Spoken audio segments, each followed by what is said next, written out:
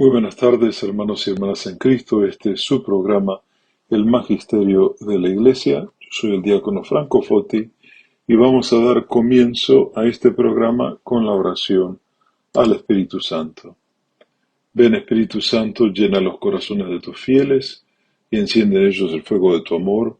Envía tu Espíritu y serán creadas todas las cosas y renovarás la faz de la tierra. Oh Dios, que has instruido los corazones de tus fieles con la luz del Espíritu Santo, concédenos que sintamos rectamente con el mismo Espíritu y gocemos siempre de su divino consuelo. Todo esto lo pedimos por Cristo nuestro Señor. Amén. Muchas gracias, hermanos y hermanas. Estamos aquí junto a ustedes una vez más con su programa, El Magisterio de la Iglesia.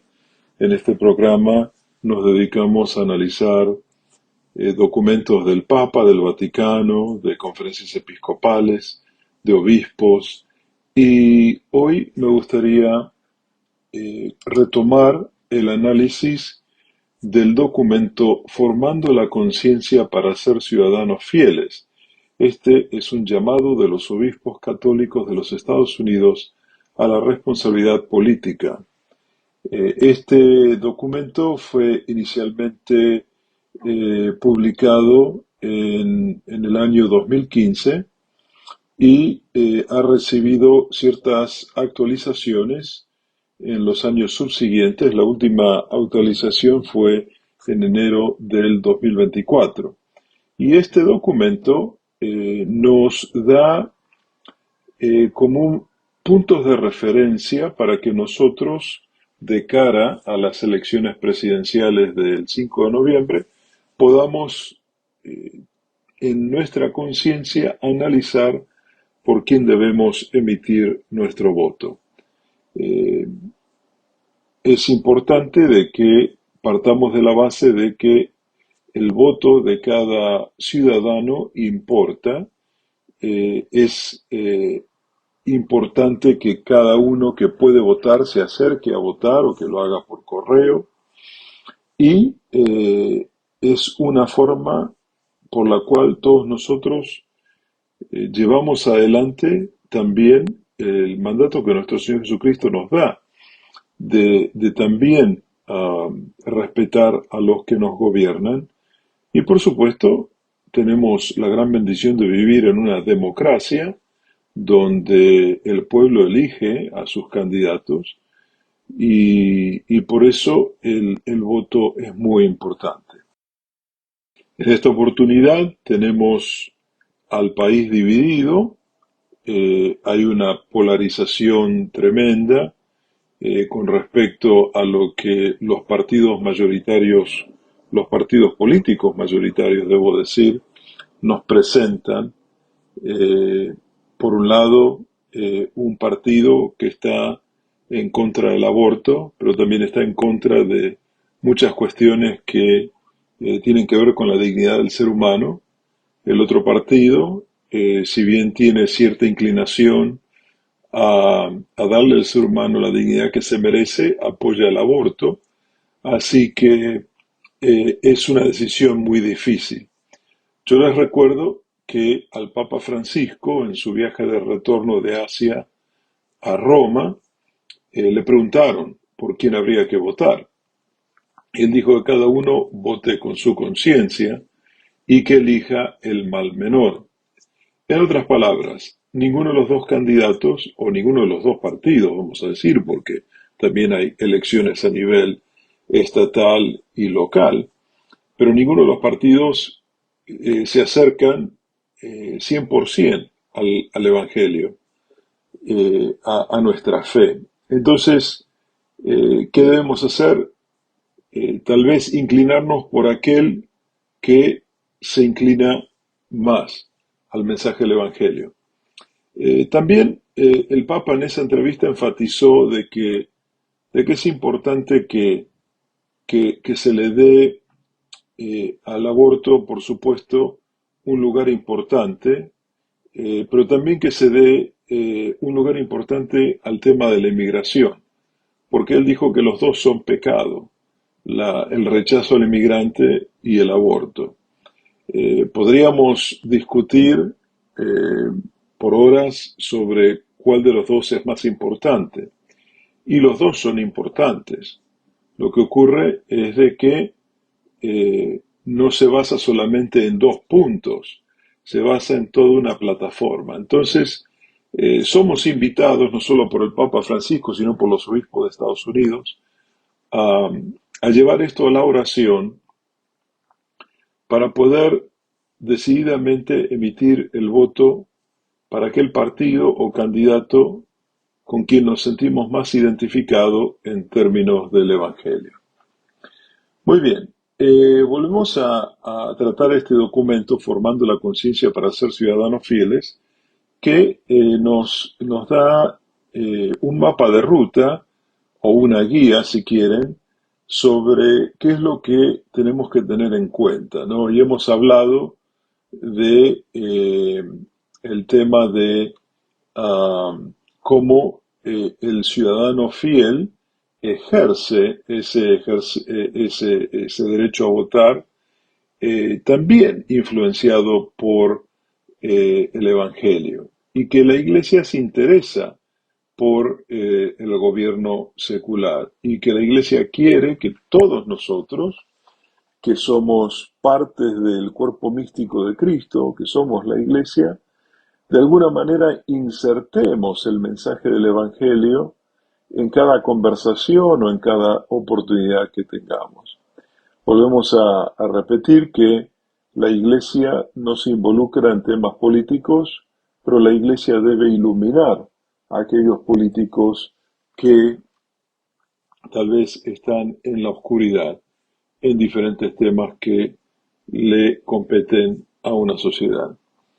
Así que por esa razón es importante que participemos y hemos hablado de esto en programas anteriores. Entonces, uno de los temas que habíamos comenzado en el último programa era la pregunta o la respuesta a la pregunta: ¿cómo ayuda la Iglesia a los fieles católicos a tratar las cuestiones políticas y sociales, ¿no? Y la primera parte que vimos en el último programa fue una conciencia bien formada.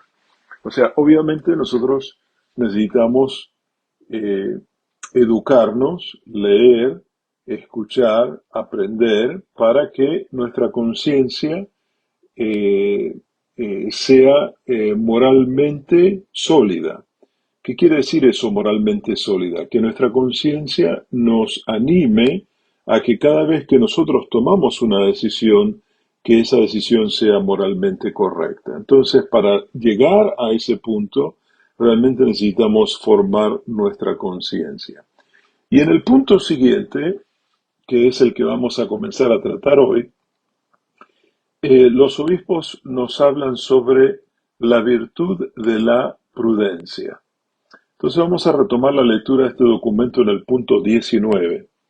Y dice así: la Iglesia promueve la conciencia bien formada, no solo enseñando la verdad moral, sino también animando a sus miembros a desarrollar la virtud de la prudencia, que San Ambrosio describió como el auriga de las virtudes. La prudencia nos permite discernir en toda circunstancia nuestro verdadero bien y elegir los medios rectos para realizarlo, y esto es extraído del Catecismo de la Iglesia Católica número 1806. La prudencia forma e informa nuestra capacidad para deliberar sobre las alternativas disponibles, identificar cuál es la más adecuada en un contexto específico y actuar decisivamente.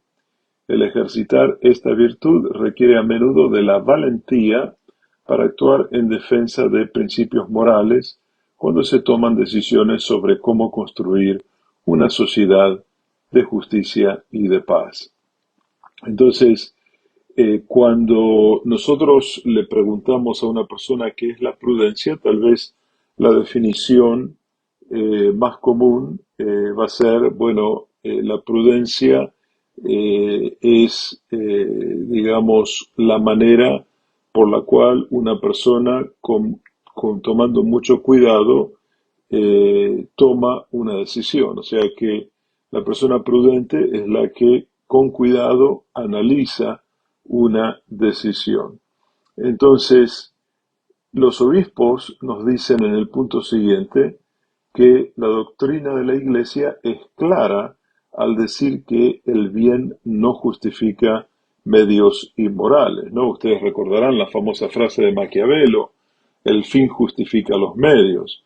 Pues no es así. La Iglesia está totalmente opuesta a que el bien o el fin sea justificado con medios especialmente inmorales. Entonces siempre debemos llegar a ese lugar utilizando medios que estén acordes con las reglas de moral y buenas costumbres. Al buscar todos nosotros el avance del bien común, defendiendo la santidad inviolable de la vida humana desde el momento de la concepción hasta su muerte natural, promoviendo la libertad religiosa, defendiendo el matrimonio, alimentando al hambriento y dando techo al desamparado, dando la bienvenida al inmigrante y protegiendo el medio ambiente. Es importante reconocer que no todos los proyectos de acción posibles son moralmente aceptables.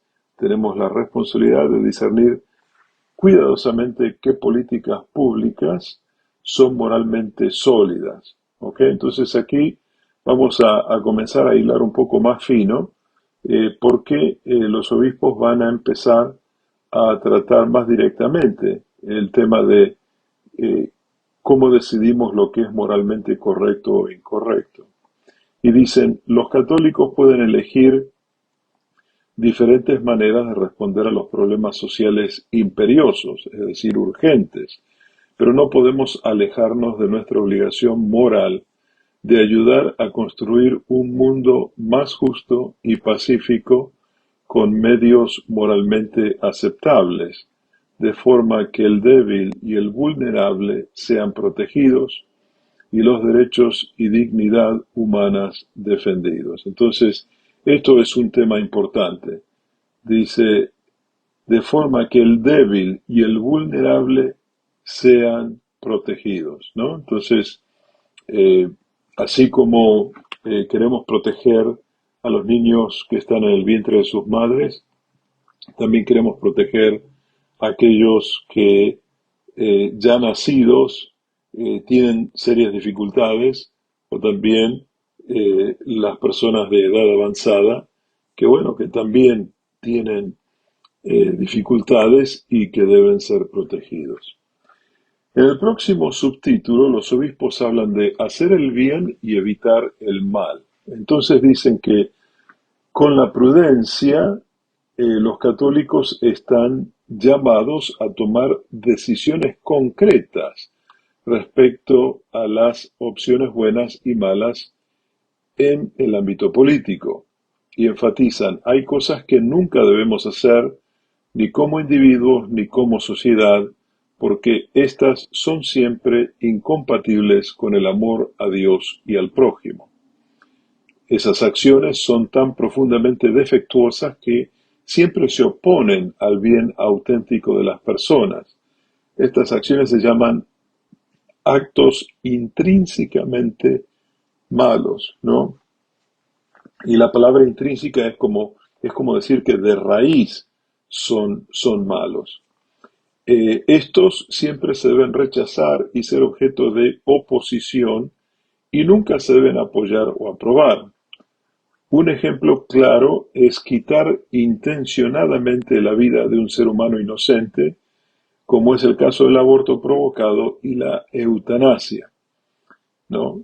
La eutanasia es el quitarle la vida a una persona bajo el pretexto de que está sufriendo. En nuestra nación, en este país, el aborto y la eutanasia se han convertido en amenazas constantes a la dignidad humana porque atacan directamente a la vida misma, el más fundamental de los bienes humanos y la condición para todos los demás. Es un error con graves consecuencias morales el tratar la destrucción de una vida inocente simplemente como una cuestión de decisión individual. Un sistema legal que viola el derecho básico a la vida basándose en que esta es una opción es un sistema fundamentalmente defectuoso.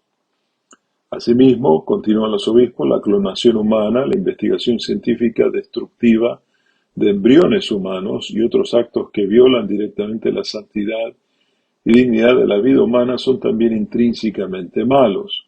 Estos actos deben ser rechazados. Otros ataques directos a la vida de seres humanos inocentes pueden ser el genocidio, la tortura y atentar contra los no combatientes en actos terroristas o de guerra. Estos jamás pueden ser justificados. También las violaciones de la dignidad humana, tales como los actos de racismo, tratar a los trabajadores como meros medios para un fin, someter deliberadamente a los trabajadores a condiciones de vida infrahumanas, tratar a los pobres como objeto desechable o redefinir el matrimonio para negar su significado esencial, tampoco pueden ser justificadas, ¿no? Entonces aquí los obispos están haciendo como una lista, ¿no?, de las cosas que debemos tener en cuenta. Por supuesto, aquí los obispos se han olvidado de agregar lo que tiene que ver con el trato al inmigrante, ¿no? Eso también es una violación a la dignidad del ser humano. Entonces eso también hay que tenerlo en cuenta cuando uno se sienta a orar para tomar esta decisión tan importante. Los obispos continúan: oponerse a actos intrínsecamente malos debería también abrirnos los ojos al bien que debemos realizar, es decir, a nuestro deber positivo de contribuir al bien común y de actuar solidariamente con los necesitados. San Juan Pablo II dijo: el hecho de que solamente los mandamientos negativos obliguen siempre y en toda circunstancia no significa que en la vida moral las prohibiciones sean más importantes que el compromiso de hacer el bien, como indican los mandamientos positivos, ¿no? Y esto viene de un documento llamado Veritatis Splendor, o el esplendor de la verdad, donde, bueno, el Papa Juan Pablo II hablaba, ¿no? Tenemos los mandamientos negativos son los que dicen no hagas esto, no hagas lo otro, ¿no? Y los positivos son como amar a Dios sobre todas las cosas, honrar padre y madre, ¿verdad? Santificar las fiestas. Entonces, el Papa dice eh, que, que los mandamientos negativos no son más importantes que los mandamientos positivos, o sea, todos los mandamientos son importantes. Entonces, utilizando este mensaje, los obispos de Estados Unidos quieren explicar de que no se trata solamente de evitar el mal, sino de promover el bien. Los obispos continúan diciendo: el derecho a la vida implica y está ligado a otros derechos humanos, a los bienes fundamentales que toda persona humana necesita para vivir y desarrollarse plenamente. Todas las cuestiones sobre la vida están conectadas, ya que la erosión del respeto a la vida de cualquier individuo o grupo en una sociedad necesariamente reduce el respeto a todo tipo de vida. El imperativo moral de responder a las necesidades de nuestro prójimo, como las necesidades básicas al alimento, la vivienda, cuidado médico, educación y trabajo digno, obliga universalmente a nuestra conciencia y puede ser llevado a cabo legítimamente de diferentes maneras. Los católicos deben buscar las mejores maneras de responder a estas necesidades.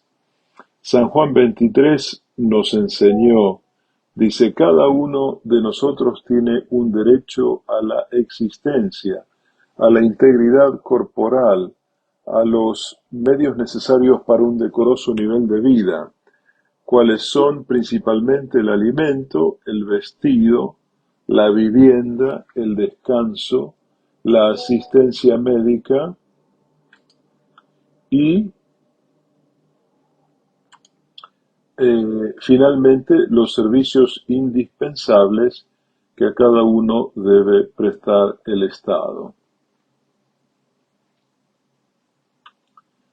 Muy bien. En el punto 27, los obispos dicen que hay dos tentaciones en la vida pública que pueden distorsionar la defensa que hace la Iglesia de la vida y dignidad humanas. La primera es una equivalencia moral que no hace distinciones éticas entre las diferentes clases de cuestiones que tratan la vida y dignidad humana. La destrucción directa e intencionada de la vida de personas inocentes desde el momento de la concepción hasta la muerte natural es siempre mala y no es simplemente una cuestión entre muchas otras. Siempre debe ser rechazada. La segunda tentación es el uso indebido de estas distinciones morales necesarias como una manera de rechazar o ignorar las amenazas serias a la vida y dignidad humanas. La extensión actual y proyectada de la degradación del medio ambiente se ha convertido en una crisis moral, especialmente porque representa un riesgo para la humanidad en el futuro y amenaza la vida de seres humanos pobres y vulnerables aquí y ahora. También el racismo y otras discriminaciones injustas, el uso de la pena de muerte, una guerra injusta, la tortura, los crímenes de guerra, la falta de acción para responder a los que sufren a causa del hambre o falta de cuidado sanitario, la pornografía, la puesta en peligro de la libertad religiosa o una política inmigratoria injusta. Son todas ellas cuestiones morales serias que retan a nuestra conciencia y requieren que actuemos. Entonces, no pueden ser preocupaciones opcionales, dicen los obispos, que pueden ser rechazadas. Todos los católicos, dice el documento, son exhortados a considerar seriamente lo que la doctrina de la Iglesia enseña respecto a estas cuestiones. Aunque las opciones de cómo responder mejor a estas y otras amenazas serias a la vida y dignidad humana son materia para debates y decisiones fundadas en principios, esto no quiere decir que sean preocupaciones opcionales o que permitan a los católicos rechazar o ignorar la doctrina católica sobre estas importantes cuestiones. Muy bien. Entonces, eh, los obispos concluyen este subtitulado sobre la prudencia con un documento o con un extracto de un documento de la Congregación para la Doctrina de la Fe del Vaticano, ¿no? Y que dice: hay que añadir que la conciencia cristiana bien formada no permite a nadie favorecer con el propio voto la realización de un programa político o la aprobación de una ley particular que contengan propuestas alternativas o contrarias a los contenidos fundamentales de la fe y la moral, ya que las verdades de fe constituyen una unidad inseparable. No es lógico el aislamiento de uno solo de sus contenidos en detrimento de la totalidad de la doctrina católica. El compromiso político a favor de un aspecto aislado de la doctrina social de la Iglesia no basta para satisfacer la responsabilidad de la búsqueda del bien común en su totalidad. Y esto, mis queridos hermanos y hermanas, evidentemente es el llamado a que nosotros como católicos no nos encerremos en un tema específico e ignoremos a los demás, sino de que tenemos que tomar todo lo que significa el respeto a la vida y a la dignidad del ser humano. Tenemos que tener todo en cuenta. Entonces no se trata solamente del aborto, se trata también de la pobreza, los inmigrantes, los que sufren explotación laboral, los que sufren racismo. Todo eso está contrario al mensaje del Evangelio. Muy bien, mis queridos hermanos, vamos ahora a ir a una pausa y regresamos muy pronto con su programa, El Magisterio de la Iglesia, Yo soy el diácono Franco Foti de la Arquidiócesis de Chicago y me da mucho gusto estar con ustedes esta tarde. Así que por favor permanezcan en sintonía. Gracias.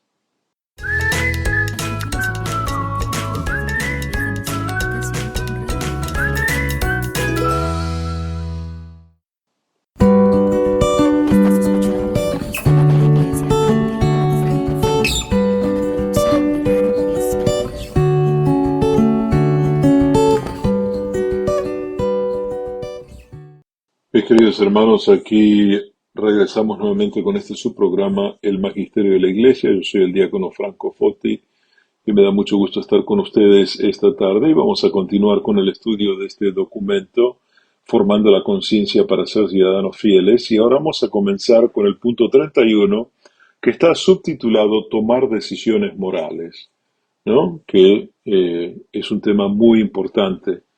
Y hay unas recomendaciones muy buenas en este documento sobre esa parte.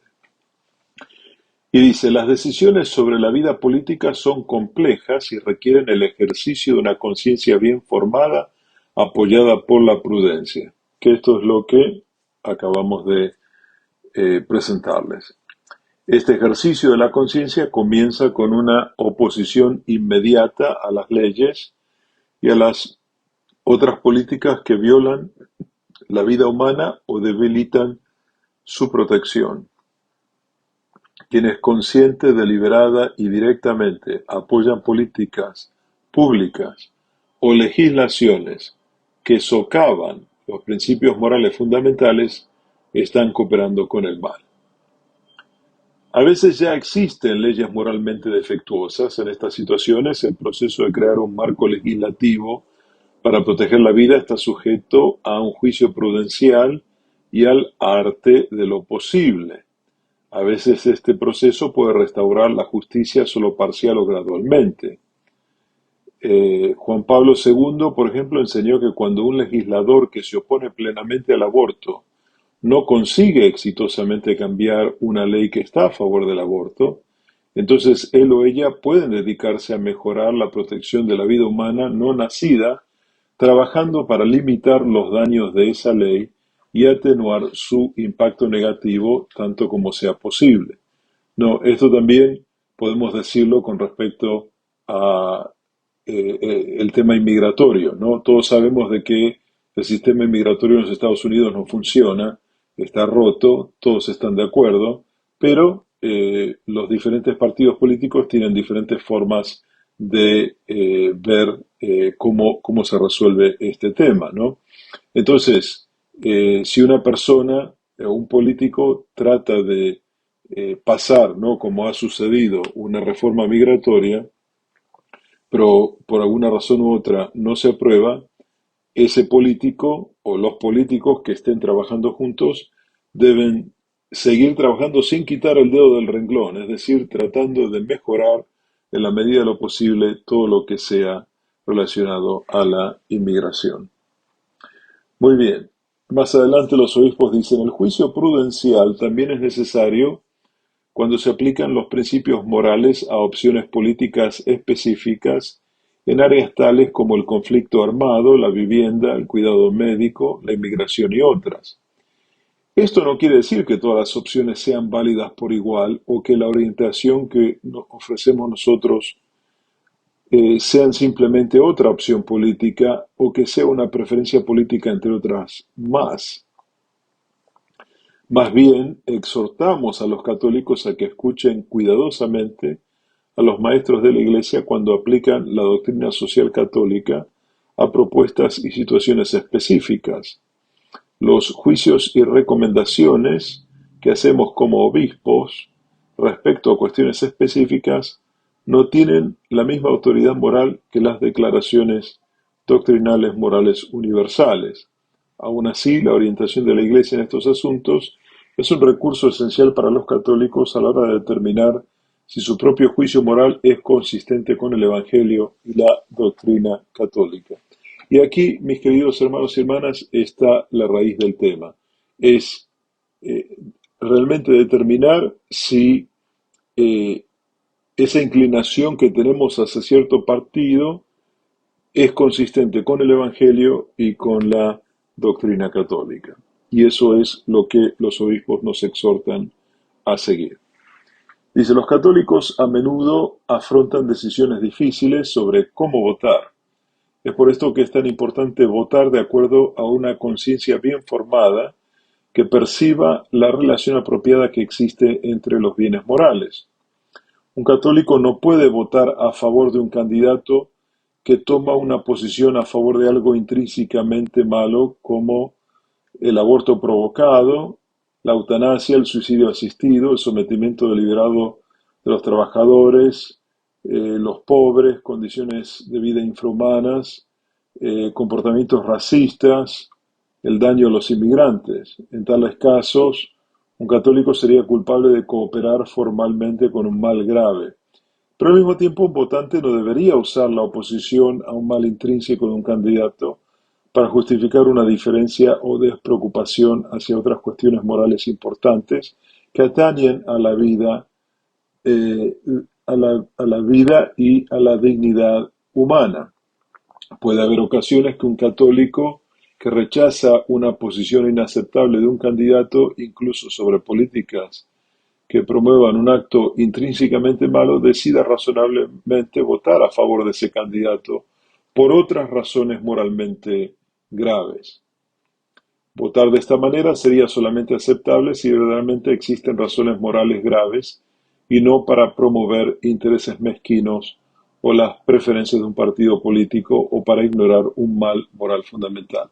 Entonces, aquí, mis queridos hermanos y hermanas, hay que enfatizar esto, ¿no? Y lo voy a volver a leer. Dice, puede haber ocasiones en que un católico que rechaza una posición inaceptable de un candidato eh, decida razonablemente votar a favor de ese candidato por otras razones moralmente graves. Y esto es más o menos lo que el Papa se refiere cuando dice hay que votar por el mal menor, ¿no? Porque ninguno de los candidatos, ninguno de los partidos, ya lo hemos dicho hasta el hartazgo, se acercan al Evangelio al 100%. Entonces, por eso tenemos que poner todos estos motivos en la balanza y ver cuál de los dos partidos se acerca más a lo que nosotros creemos, ¿no? Los obispos continúan, dice, cuando todos los candidatos tienen una posición que favorece un mal intrínseco, el votante a conciencia afronta un dilema.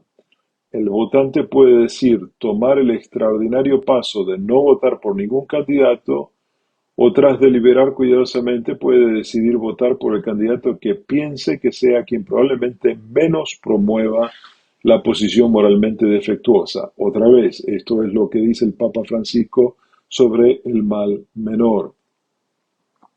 Al tomar estas decisiones es esencial que los católicos estén guiados por una conciencia bien formada que reconozca que todas las cuestiones no tienen el mismo peso moral y que la obligación de oponerse a actos malos tiene una relevancia especial en nuestra conciencia de acciones. Estas decisiones deberían tener en cuenta los compromisos, el carácter, la integridad y la habilidad que tiene un candidato de influenciar en un asunto específico. Muy bien. En el próximo punto, los obispos dicen, es importante dejar claro que las opciones políticas que tienen los ciudadanos no solo causan un impacto en la paz y prosperidad generales, sino que también pueden afectar a la salvación del individuo. De igual manera, las leyes y políticas apoyadas por quienes ejercen cargos públicos afectan su bienestar espiritual. Muy bien. El Papa Benedicto escribió en su encíclica Sacramentum Caritatis, que significa caridad sacramental o sacramento de caridad, dice, es importante notar que los padres sinodales han denominado coherencia eucarística a la cual está llamada objetivamente nuestra vida. En efecto, el culto agradable a Dios nunca es un acto meramente privado, sin consecuencias en nuestras relaciones sociales. Al contrario, exige el testimonio público de la propia fe. Obviamente, esto vale para todos los bautizados, pero tiene una importancia particular para quienes, por la posición social o política que ocupan, han de tomar decisiones sobre valores fundamentales como el respeto y la defensa de la vida humana, desde su concepción hasta su fin natural.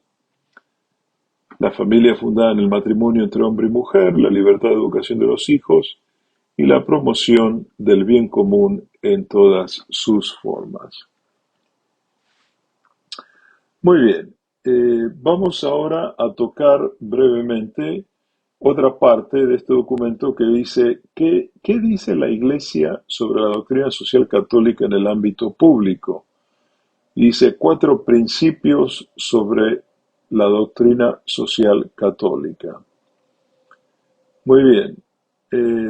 Los 4 principios que en otras oportunidades hemos visto en este programa son eh, la dignidad de la persona humana, el bien común, la subsidiariedad y la solidaridad. Entonces estos son los 4, digamos, principios importantes de la doctrina social de la Iglesia.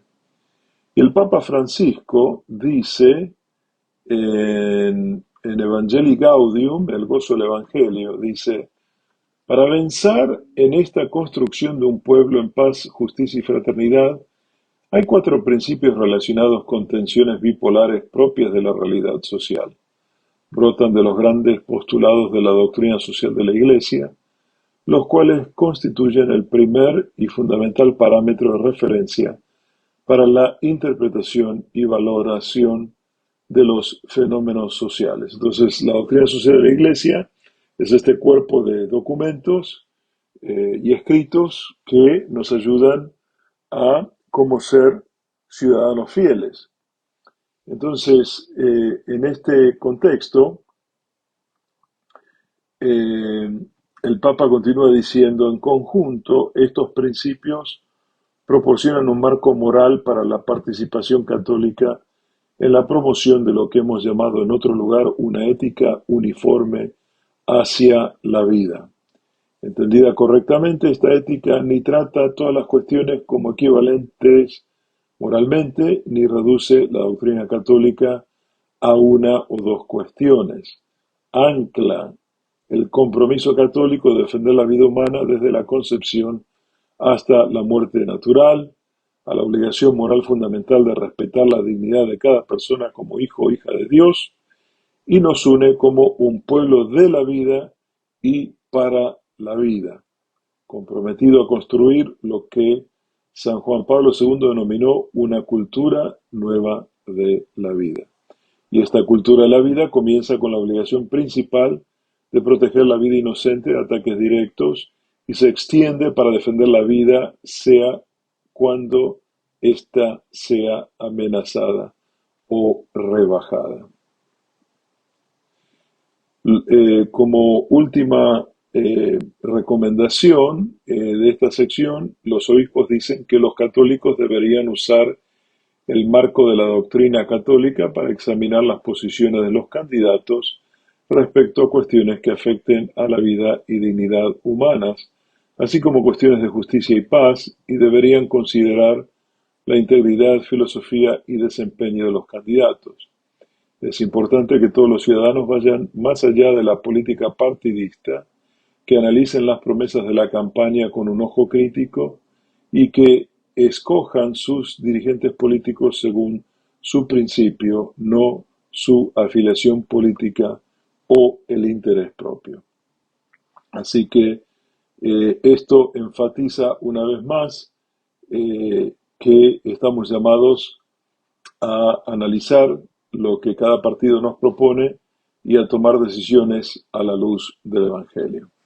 Vamos a concluir nuestro programa en este momento, en esta parte, vamos a continuar la semana próxima y como es costumbre concluimos el programa con la oración a San Miguel Arcángel.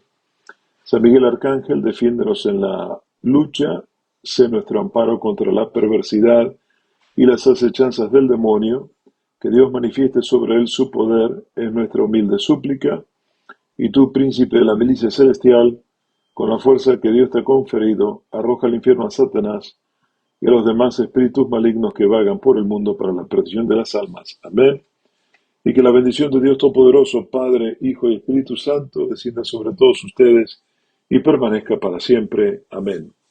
Gracias por haber estado en sintonía con Radio María en este su programa, El Magisterio de la Iglesia. Yo soy el diácono Franco Foti y me despido de ustedes hasta la próxima semana.